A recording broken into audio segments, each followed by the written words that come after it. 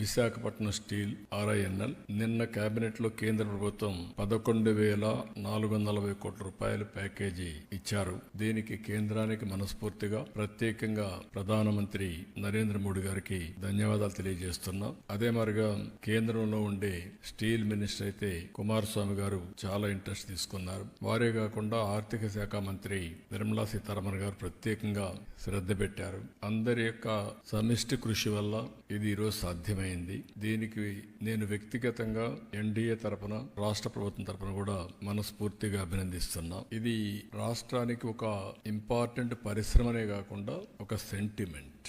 విశాఖ ఉక్కు ఆంధ్రుల హక్కు, దీనిపైన ఉద్యమాలు జరిగాయి, ప్రాణ త్యాగాలు చేశారు. ఒక్క విశాఖపట్నంలో ఉండే నగరవాసులే కాకుండా సమైక్య ఆంధ్రప్రదేశ్ మొత్తం ఆందోళన చేసి ఆ రోజు తెలుగు జాతి సాధించుకున్నటువంటి ఉక్కు ఫ్యాక్టరీ ఇది. అందుకని ఎప్పుడు కూడా ఈ ఉక్కు ఫ్యాక్టరీని కాపాడుకోవాలని అన్ని విధాల ప్రయత్నం చేస్తూ వస్తున్నాం. 1996లో ఇదే మాదిరిగా ఇండస్ట్రీ సిక్ అయింది. ఆ రోజు నేను ముఖ్యమంత్రిగా ప్రధానమంత్రి వాజ్పేయి గారితో మాట్లాడి 1,650 కోట్ల రూపాయలు ఆ రోజు ఈక్విటీ ఇచ్చి మిగిలినంత లోన్ కూడా తీసుకుని ఎక్స్పాన్షన్ గాని అదే మరి దాన్ని స్ట్రీమ్ లైన్ చేశాం. అక్కడి నుంచి అంటే ఎప్పుడు ఈ యొక్క స్టీల్ ప్లాంట్ కి ఇబ్బంది వచ్చినా ఆదుకునింది NDA ప్రభుత్వం. ఆ రోజు ఇక్కడుంది ముఖ్యంగా తెలుగుదేశం ప్రభుత్వం, ఇప్పుడు NDA ప్రభుత్వం. మళ్ళీ ఇలాంటి అనేక సమయాల్లో ముందుకు వచ్చి ఇవన్నీ చేశాం.